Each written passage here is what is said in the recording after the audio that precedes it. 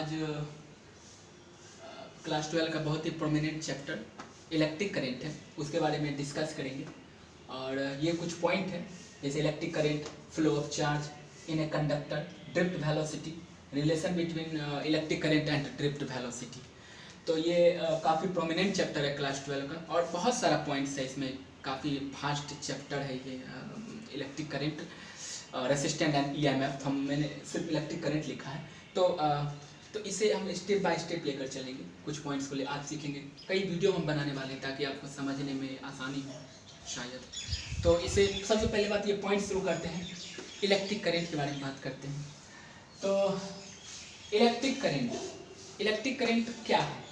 Electric current है rate of flow of charge, है ना। तो ये rate of flow of charge को हम इलेक्ट्रिक करंट कहते हैं।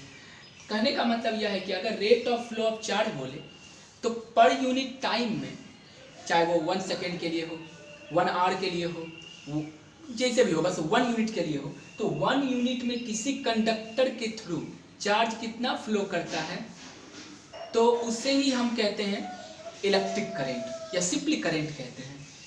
ओके, तो rate of flow of charge,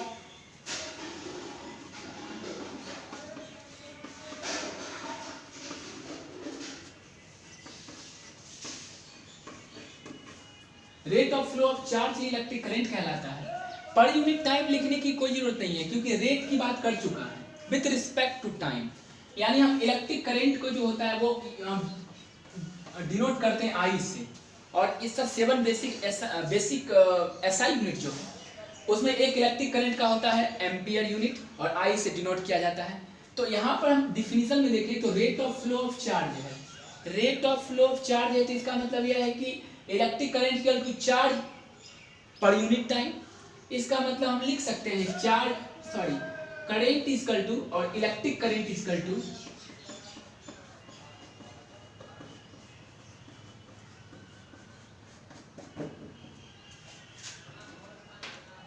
electric current is equal to charge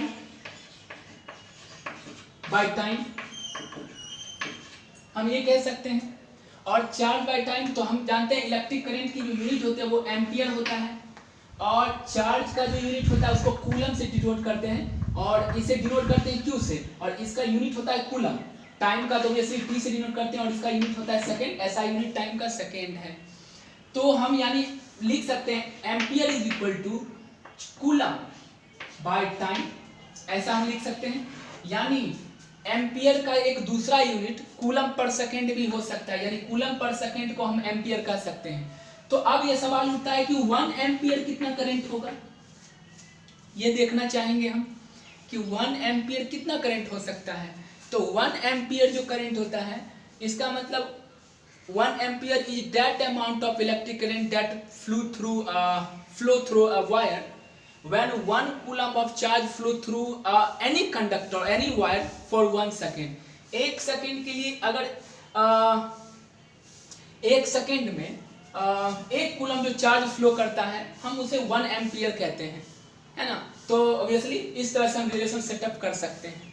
दूसरा बात आता है, हम कई प्रॉपर्टीज इसका पढ़ते हैं, क्या ये वेक्टर और स्केलर क्वांटिटी है, ये जानना चाहते हैं।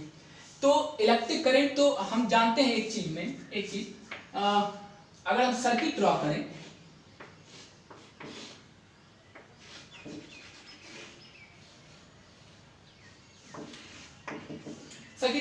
ये प्लस है, ये माइनस है और ये रेसिस्टर है। ऑब्वियसली क्लास 10 में इतना तो पढ़े ही होंगे, क्लास 10। ओके, तो यहां पर हम एक चीज ध्यान देते हैं, करंट जो होता है वह पॉजिटिव से निगेटिव, है ना। तो इसमें क्या होता है कि जिस डायरेक्शन में इलेक्ट्रॉन फ्लो करता है उसके अपोजिट डायरेक्शन में कन्वेंशनल करंट माना जाता है। कन्वेंशनल करंट कहने का मतलब हम लोग जो इलेक्ट्रिक करंट शब्द वर्ड यूज करते हैं उसका जो डायरेक्शन होता है जस्ट अपोजिट होता है डायरेक्शन इलेक्ट्रॉन के। इलेक्ट्रॉन फ्लो करता है निगेटिव से पॉजिटिव टर्मिनल, और करंट जो फ्लो करता है वो पॉजिटिव से निगेटिव टर्मिनल की तरफ फ्लो करता है। तो यानी ये कन्वेंशनल करंट है। तब तो हमें यह पता चल गया है कि भाई इलेक्ट्रिक करंट का यूनिट स्ट्रेंथ तो हो मैग्नीट्यूड भी होता है, और इसका डायरेक्शन भी है, लेकिन ऐसा नहीं है, ये स्केलर क्वांटिटी है। इलेक्ट्रिक करंट हमेशा स्केलर क्वांटिटी होता है, वेक्टर क्वांटिटी नहीं। स्केलर क्वांटिटी क्यों होता है? क्योंकि जैसे अगर मान लेते हैं कि किसी वायर में, जंक्शन में ऐसे है, ऐसा है, ऐसा है, इस तरह है। अब इसमें मान लेते हैं इधर से इधर, इधर से इधर 2 एम्पियर, 3 एम्पियर, 4 एम्पियर का करंट आ रहा है। यहाँ आकर टोटल कितना हो जाएगा? 4 3 7 2 9, ओके 9 एम्पियर हो गया। तो इसका हम ऑर्डिनरी अलजेब्रा यूज किए, इसको क्या करने के लिए? हम ऐड करने के लिए, ऐड करने के लिए, मतलब एम्पियर अमाउंट ऑफ जो करंट होता है उसको ऐड करने के लिए हम ऑर्डिनरी अलजेब्रिक एक्सप्रेशन का यूज करते हैं, ऑर्डिनरी अलजेब्रा का यूज करते हैं, वेक्टर अलजेब्रा का नहीं। अगर वेक्टर अलजेब्रा का यूज होता तब हम बोल सकते थे इलेक्ट्रिक करंट जो होता है ना वो वेक्टर क्वांटिटी है। वेक्टर अलजेब्रा हम लोग क्लास 12 में पढ़ते हैं, मैथमेटिक्स में आगे पढ़ना है, I hope. Okay, so electric current में इतना हम लोग समझते हैं कि ये स्केलर क्वांटिटी है, क्योंकि ऑर्डिनरी अलजेब्रा इसमें यूज नहीं होता है इसे सॉल्व आउट करने के लिए। तो ये है इलेक्ट्रिक करंट। ओके, अब हम दूसरा पॉइंट देखेंगे कि आखिर चार्ज फ्लो कैसे करता है किसी वायर के थ्रू। अगर यहाँ पर flow of charge in conductor point में देखेंगे, जैसे हम क्या किए हैं, 2 वायर लिए हैं, एक वायर में क्या किया, इसी तरह फ्री है, इसमें हम कोई भी चार्ज कनेक्ट नहीं किए हैं। ये पहले फिगर में है जिसमें फ्री एक वायर है, पीस ऑफ वायर है, और इसमें एक वायर है जिसमें हम क्या किए हैं कि इससे कनेक्ट किए हैं बैटरी से, दूसरे को हम बैटरी से कनेक्ट किए हैं। तो पहले केस में क्या होता है कि इसमें कोई भी पोटेंशियल डिफरेंस हम अप्लाई नहीं किए। तो अगर पोटेंशियल डिफरेंस अप्लाई नहीं किए तो इसमें जो चार्ज होता है, आखिर हम जानते हैं कि कोई भी जो वायर होता है वो मेटल का बना होता है, तो उसमें फ्री इलेक्ट्रॉन्स होता है, वैलेंस इलेक्ट्रॉन जिसे हम कहते हैं। तो वैलेंस इलेक्ट्रॉन जिगजैग मोशन में मूव करता रहता है। जैसे इसमें देख लेते हैं, कोई इलेक्ट्रॉन इस तरह, कोई इस तरह, तो आपस में कोलाइड करता है, और कोलाइड करने के कारण क्या करता है, नेट इफेक्ट जो होता है वो जीरो हो जाता है, मतलब वो कहीं मूव ही नहीं कर पाता है। इसकी वजह से इसमें चार्ज फ्लो नहीं करता है, तो ऑब्वियसली ये ऑर्डिनरी वायर हो जाता है। लेकिन जब दूसरे की बात करते हैं, हम दूसरे केस में बात करते हैं, तो जैसे देखते हैं एक आर्मी का दल होता है, उसमें क्या करते हैं, जैसे कमांडर बोलता है, ऑर्डर देता है, वो मार्च करने लगता है एक लाइन में। तो उसी तरह का ये पोटेंशियल डिफरेंस करता है। क्या करता है कि इस टर्मिनल को पॉजिटिव कर देता है, क्योंकि पॉजिटिव टर्मिनल से जुड़ा हुआ है, और इस टर्मिनल को निगेटिव कर देता है। तो इसके बीच क्या होता है कि एक इलेक्ट्रिक फील्ड सेटअप हो जाता है। जैसे कि अगर मान लेते हैं कि एक पॉजिटिव चार्ज लेते हैं, एक निगेटिव चार्ज लेते हैं। पॉजिटिव चार्ज में क्या होता है कि रेज क्या करता है, आउटवर्ड निकलता है, मतलब इस तरह। अगर मान लेते हैं इस तरह का कुछ ले लें, एक चार्ज पॉजिटिवली चार्ज है और एक निगेटिवली चार्ज है, तो इससे जो होता है इलेक्ट्रिक फील्ड बाहर की ओर जाता है, बाहर की ओर रेडियली आउटवर्ड होता है, और इसमें इनवर्ड होता है।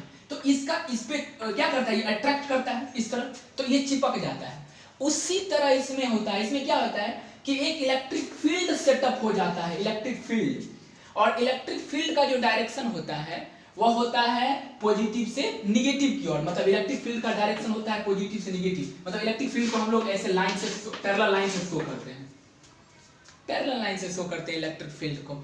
तो अब हम एक चीज देखने वाली बात है कि इलेक्ट्रिक फील्ड सेटअप हुआ, तो जैसे ही आदेश मिलता है, ऑर्डर मिलता है एक सैनिक के दल को, एक सोल्जर के दल को, तो वो क्या करता है, मार्च करने लगता है, एक लाइन में ऐसे असेंबल हो जाता है और मार्च करना शुरू करता है। तो इसमें भी इलेक्ट्रॉन एक सैनिक की तरफ मान लेते हैं, और कमांडर यहाँ पर क्या है, इलेक्ट्रिक फील्ड है, जो पोटेंशियल इलेक्ट्रिक फील्ड सेटअप हुआ है वो है। तो क्या करता है, हम जानते हैं कि इलेक्ट्रॉन पे कौन सा चार्ज होता है, निगेटिवली चार्ज। तो किधर मूव करेगा वो मूव करेगा निगेटिव से पॉजिटिव की ओर। हम जानते हैं कि unlike charge attract each other. Okay, तो क्या करेगा, ऐसे मूव करेगा।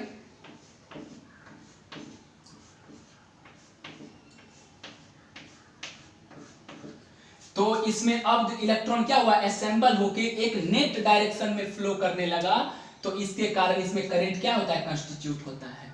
अगर हम स्विच ऑन कर दें तो ऑब्वियसली, तो इस तरह से इस तरह से चार्ज फ्लो करता है। तो बस बैटरी जो हम लोग किसी सर्किट में यूज करते हैं या किसी टॉर्च में करते हैं, वह सिर्फ इतना काम करता है कि वह पोटेंशियल डिफरेंस को बना देता है, एक टर्मिनल को नेगेटिव दूसरे को पॉजिटिव कर देता है। बस खुद ब खुद क्या होता है, वो एक्सेलरेट करता है। और ये जो इलेक्ट्रॉन मूव करता है, जिस स्पीड के साथ मूव करता है इसे ड्रिफ्ट वेलोसिटी कहते हैं, मतलब ड्रैग करता है, मतलब इलेक्ट्रिक फील्ड के कारण इलेक्ट्रॉन होता है वो एक टर्मिनल से दूसरे टर्मिनल में क्या होता है, ड्रैग होता है। तो सीधी बात है कि इलेक्ट्रिक फील्ड जितना ज्यादा होगा इलेक्ट्रॉन उतना तेजी से मूव करेगा, इसका मतलब हमको पोटेंशियल डिफरेंस उतना ज्यादा देना पड़ेगा, मतलब हाई पावर की बैटरी मुझे इसमें कनेक्ट करनी पड़ेगी। तो ऐसे होता है इलेक्ट्रॉन मूव, चार्ज किसी भी कंडक्टर में इस तरह से फ्लो करता है। तो इसी इसका इतना ही कॉन्सेप्ट है ना। So I hope you understand it. Okay, अब हम समझेंगे ड्रिफ्ट वेलोसिटी ऑफ इलेक्ट्रॉन। अभी थोड़ा देर पहले जो हम किए थे इसमें डिस्कस कि ड्रिफ्ट वेलोसिटी किसे कहेंगे, जिस वेलोसिटी से इलेक्ट्रॉन क्या करता है, मूव करता है। तो बहुत सारा इलेक्ट्रॉन फ्री होता है किसी कंडक्टर में, किसी कंडक्टर में अगर इलेक्ट्रॉन बहुत सारा होता है तो कोलिजन होगा पॉजिटिव आयंस के थ्रू। अगर पॉजिटिव से निगेटिव से पॉजिटिव अगर डायरेक्शन में इलेक्ट्रॉन फ्लो करेगा तो पॉजिटिव आयंस के साथ कोलिजन होगा। तो क्या वो कंटिन्यूअस स्पीड हो सकेगा? वो नहीं, ऐसा नहीं होता है। पहले टकराता है, फिर वो एक्सेलरेट करना शुरू होता है, फिर थोड़ा देर एक्सेलरेट करने के बाद फिर टकराता है पॉजिटिव आयंस से। तो ड्रिफ्ट वेलोसिटी जो होता है वो सारे इलेक्ट्रॉन का एक एवरेज वेलोसिटी है। एवरेज वेलोसिटी है कि वो कितना एवरेज हम इसका निकाल कर बताते हैं। मतलब हर इलेक्ट्रॉन या सारा इलेक्ट्रॉन का कंटिन्यूअस मूवमेंट नहीं होता है, फ्री मूवमेंट नहीं होता है। वो टकराता है, कोलाइड करता है, कोलिजन होता है, फिर मूव करता है, फिर कोलिजन होता है। तो हम क्या करते हैं कि जितना देर के लिए वो वेलोसिटी एक्वायर करता है, फाइनल वेलोसिटी, वो सारे इलेक्ट्रॉन का हम एवरेज वेलोसिटी निकाल के ड्रिफ्ट वेलोसिटी कैलकुलेट कर लेते हैं। तो हम जो एक्चुअल में मूवमेंट ऑफ इलेक्ट्रॉन जो बारे में पढ़ते हैं वो हमेशा ड्रिफ्ट वेलोसिटी होता है। कंटिन्यूअस मूवमेंट किसी भी कंडक्टर में पॉसिबल नहीं है, क्योंकि कोई भी कंडक्टर आइडल नहीं है, कोई भी चीज आइडल नहीं है, हम भी नहीं। तो चलो आगे देखते हैं। ओके, तो drift velocity is the average velocity of all the free electrons in a wire. और तो इसी वेलोसिटी के थ्रू क्या करता है कि कोई भी हर इलेक्ट्रॉन मूव करता है फ्री वायर में।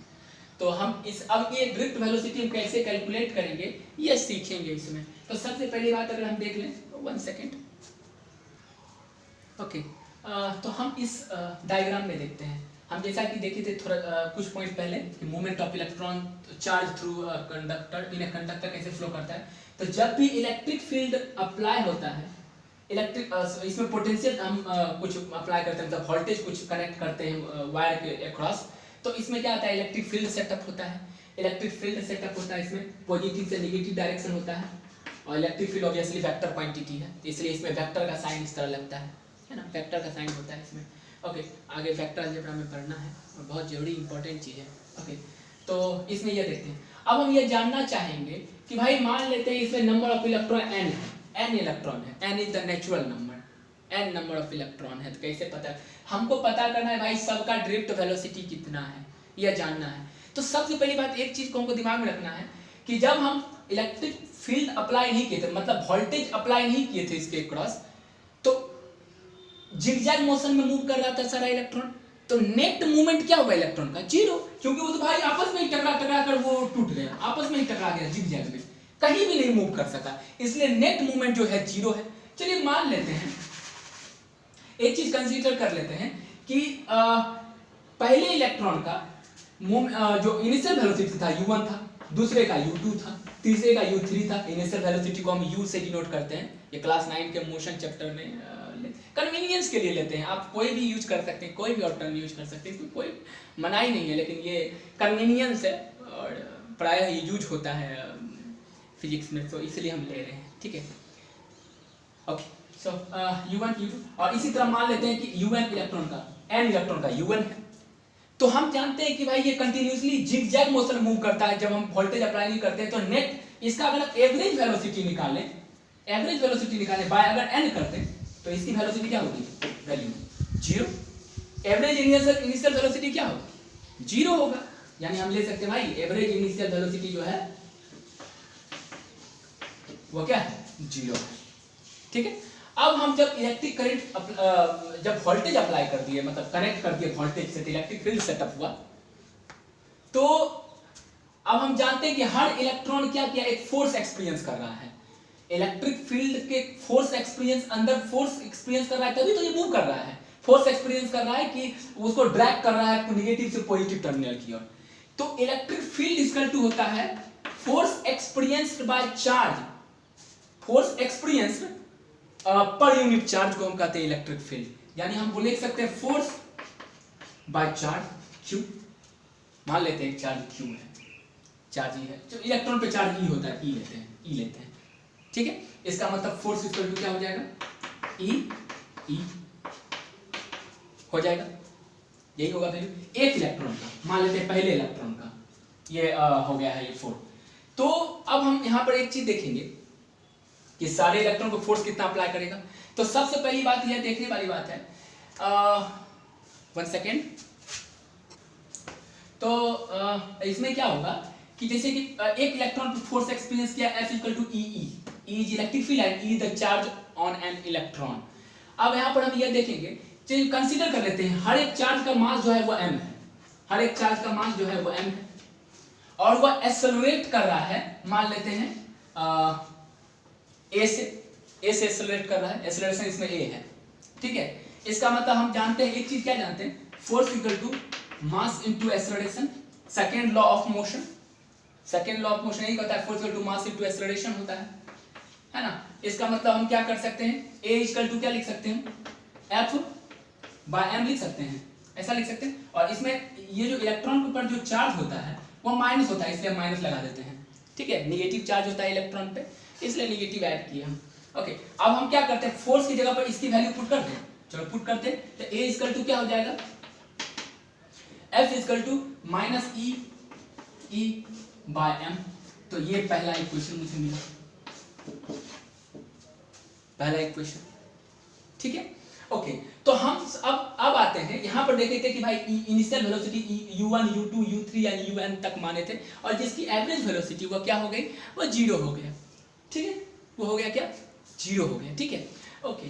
तो 0 हो गया। अब हम ये जानना चाहते हैं भाई कि टाइम मान लेते हैं टॉ, टाइम मान लेते हैं टॉ, इसको टॉ पढ़ते हैं, टॉ पढ़ते हैं, ये रिलैक्सेशन टाइम होता है। अब रिलैक्सेशन नया टर्म एक आ गया, तो रिलैक्सेशन टाइम किसे कहेंगे, रिलैक्सेशन टाइम कहते हैं कि उतना समय के लिए जब इलेक्ट्रॉन फ्रीली मूव करता है बिफोर कोलिजन। हम जानते हैं कि इलेक्ट्रॉन कोलाइड करके बढ़ता है, कोलाइड करता है, फिर एक्सेलरेट करता है, फिर कोलाइड करता है पॉजिटिव आयन के साथ, तो कितना समय के लिए बिना कोलिजन के वो एक्सेलरेट करता है, मूव करता है, उसी को रिलैक्सेशन टाइम कहते हैं, रिलैक्स होकर मूव करता है, relaxation time of an electron, तो इसे कहते हैं रिलैक्सेशन टाइम। तो मान लेते हैं टाइम टॉ के लिए मूव किया था और एक्सेलरेशन a था, तब इसकी वेलोसिटी मान लेते हैं, फाइनल वेलोसिटी पहले इलेक्ट्रॉन का v1 था, दूसरे का v2 था, और इसी तरह बढ़ते हुए vn हो गया, ठीक है। और हम जानते हैं ड्रिफ्ट वेलोसिटी का डिफरेंशियल होता है कि velocity acquired by all the electrons, it is the average velocity acquired by all the electrons in a given time. इसका मतलब अगर हम इसको n से कर दें डिवाइड, एवरेज निकालना बहुत आसान होता है, number of terms, sum of terms by number of terms कर देते हैं, तो इसे क्या करते हैं vd, एवरेज वेलोसिटी, इस तरह से एवरेज वेलोसिटी ऐसे निकलता है। अब हम थोड़ा आगे बढ़ते हैं, इसमें बॉडी छोटा है, प्रॉब्लम है, ओके। तो v equal to v1 v2, इस तरह हम क्या करते हैं, ऐड करते हैं, तो हम एवरेज वेलोसिटी, ड्रिफ्ट वेलोसिटी निकाल लेते हैं। ये फाइनल वेलोसिटी हर इलेक्ट्रॉन का है, v1 पहले इलेक्ट्रॉन का फाइनल वेलोसिटी, v2 पहले सेकेंड इलेक्ट्रॉन का फाइनल वेलोसिटी, इसी तरह vn करके बाय n कर दी, तो ये ड्रिफ्ट वेलोसिटी, इसी को कहते हैं drift velocity acquired by all the electrons in a certain time interval, okay. Let me erase it first, okay. अब हम क्या किए, एवरेज वेलोसिटी, ड्रिफ्ट वेलोसिटी निकाल लिए हैं हम। अब एक फर्स्ट इक्वेशन ऑफ मोशन जो क्लास 9 में पढ़े थे, क्लास 1 में नहीं पढ़ सकते हैं, क्लास 1 तो हम भी नहीं पढ़े, ओके। तो इसमें होता क्या है कि मान लेते हैं फाइनल वेलोसिटी जैसे v1 मान, तो हम जानते हैं u1 plus a toe, time तो हर इलेक्ट्रॉन टाइम टॉ के लिए ही मूव किया है, इसको टॉ कहते हैं, ये t नहीं है एक्चुअल में, टॉ है। रिलैक्सेशन टाइम के लिए हम लोग डिनोट करते हैं, इसमें एवरेज वेलोसिटी में करते हैं इलेक्ट्रॉन, ठीक है। तो ये है, इसका मतलब v2 का इस तरह हो जाएगा, u2 a टॉ, ऐसा। इसी तरह ये बढ़ते बढ़ते बढ़ते बढ़ते क्या हो जाएगा, vn equal to un plus a tau, यही ना, यहां तक बढ़ता जाएगा इस तरह का vn का। और यहां पर जो हम लोग है ना, तो एक इक्वेशन मुझे ये मिला है, सेकंड इक्वेशन है ना। और ये जान रहे हैं कि सब सारे इलेक्ट्रॉन, पहले इलेक्ट्रॉन का फाइनल वेलोसिटी ये है, सेकेंड का ये है, उसी तरह n इलेक्ट्रॉन का ये है। हम इस सब का जो वैल्यू है वो इसमें पुट कर देते हैं। चलो पुट करते हैं। पुट करेंगे तो हम जानते हैं ड्रिफ्ट वेलोसिटी इक्वल टू क्या हो जाएगा। अब v1 की जगह पर क्या पुट करेंगे, u1 प्लस a2, बहुत आसान है। फिर दूसरा जगह हम पुट करेंगे u2 प्लस a2, और उसी तरह पुट करते करते हम क्या कर देंगे, un plus a2 bye n, यही ना। ओके, अब n नंबर ऑफ इलेक्ट्रॉन्स है, ऑलवेज रिमेंबर n है number of electron, natural number है ये। ओके, सो vd इज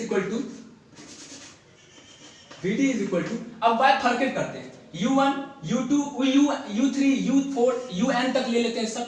तो हम जानते हैं यहाँ पर इसका वेलोसिटी क्या है, वैल्यू 0 आया है। इसका मतलब अगर u1 ऐसा करें, u1 प्लस u2, इसी तरह u1 तक जाएंगे बाय n, बाय फर्केट कर दिए, मतलब u1 u2 un तक सब अलग कर लिए, और उसी तरह प्लस a2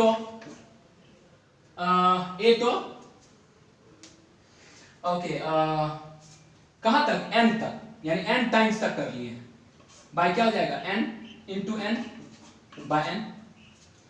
a2 भी तो n टाइम्स तक एडेड है, तो n से मल्टीप्लाई हो जाएगा यहाँ पर, हाँ n से मल्टीप्लाई हो गया, और बाय n, बाय फर्केट किए इसलिए बाय n आ गया। तो इसकी वैल्यू कितनी है, 0, ऑब्वियसली 0 निकाले हुए हैं, तो vd इक्वल टू क्या हो जाएगा, 0 प्लस a2। अब एक जगह पर वैल्यू क्या निकाले थे, माइनस ई बाय m, यानी एक जगह पर हम वैल्यू पुट करते हैं माइनस ई टॉ, और n तो यहाँ पर कट ही जाएगा बाय m। तो ये होता है ड्रिफ्ट वेलोसिटी का वैल्यू, ये होता है ई टॉ बाय m।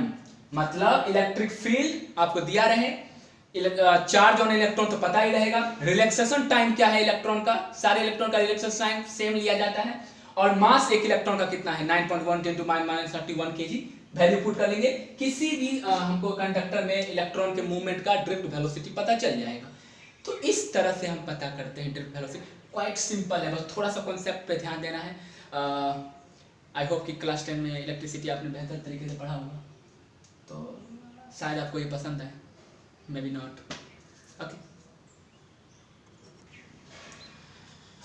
अब जो इसमें आज का लास्ट टॉपिक हम लोग पढ़ेंगे वह है relation between electric current and drift velocity. तो ड्रिफ्ट वेलोसिटी और इलेक्ट्रिक करंट में क्या रिलेशन है वो शो करेंगे, इलेक्ट्रिक करंट में क्या रिलेशन है वो शो करने की कोशिश करेंगे। तो सबसे पहली बात यहाँ पर हम देखते हैं कि मान लेते हैं कि कोई वायर है जिसका लेंथ L है और area of cross section A है, यूनिफॉर्म क्रॉस सेक्शन है, वायर होता है किसी का एरिया ऑफ क्रॉस सेक्शन तो होता ही है ना। Okay, area of cross section A है, और इसमें मान लेते हैं कि हर एक पे इलेक्ट्रॉन पे चार्ज E है ना, उसमें पोटेंशियल डिफरेंस V अप्लाई किया है, और उसमें जो इलेक्ट्रॉन की ड्रिफ्ट वेलोसिटी है वो vd है, रिलैक्सेशन टाइम टॉ है। T भी लेते हैं लेकिन टॉ लिया जाता है, आई कैन डू एनीथिंग, तो टॉ है। ओके, तो अब हम यहाँ पर देखेंगे कि आखिर वॉल्यूम ऑफ वायर क्या होगा अगर इसका area of cross section A है। एरिया ऑफ क्रॉस सेक्शन मतलब बहुत सारा, अगर हम कॉइन को अगर हम कलेक्ट करते हैं और उसको सैंपल करते हैं तो वो सिलेंड्रिकल होता है, तो वॉल्यूम कैसे निकलेगा, तो एक कॉइन का area into number of coin से अगर मल्टीप्लाई कर दें तो हम ऑब्वियसली बोल सकते हैं वॉल्यूम। इसमें L है, टोटल लेंथ कितना L है, तो पाई स्क्वायर h होता है, पाई स्क्वायर किसका, एरिया ऑफ क्रॉस सेक्शन का, और h हाइट का मतलब L, इसका मतलब वॉल्यूम हो जाएगा A इंटू L, AL हो जाएगा। ओके, और हम जानते हैं कि इसमें इलेक्ट्रॉन जो है, टोटल नंबर ऑफ इलेक्ट्रॉन जो टोटल हो जाएगा वो हो गया n होगा, यानी नंबर ऑफ इलेक्ट्रॉन जो हो जाएगा,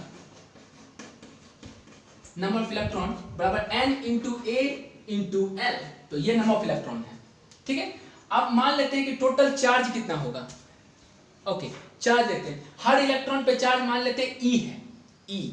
ओके, अगर हर इलेक्ट्रॉन पे चार्ज E है तो टोटल चार्ज कितना होगा, तो टोटल चार्ज को मान लेते हैं Q से डिनोट करते हैं, Q टोटल चार्ज, यानी Q यानी E N A L, ये टोटल चार्ज हो गया। अगर एक इलेक्ट्रॉन पे चार्ज E है तो इतना से मल्टीप्लाई करेंगे तो टोटल चार्ज कुछ होगा ना, क्योंकि नंबर ऑफ इलेक्ट्रॉन NaL है और E जो है वो चार्ज ऑन इलेक्ट्रॉन है, तो टोटल चार्ज निकल गया। अब हम एक चीज और देखते हैं कि ड्रिफ्ट वेलोसिटी, हम स्पीड इक्वल टू क्या जानते हैं, distance by time. Okay, speed equal to distance by time होता है, यानी यहाँ पे स्पीड क्या है, ड्रिफ्ट वेलोसिटी, और डिस्टेंस कितना इलेक्ट्रॉन ट्रैवल कर रहा है L, distance by tau time. तो टॉ हम ऊपर कर लेते हैं, तो टॉ ऊपर करेंगे तो क्या हो जाएगा वैल्यू L/VD, L/VD होगा, है ना। ओके, अब आगे बढ़ते हैं।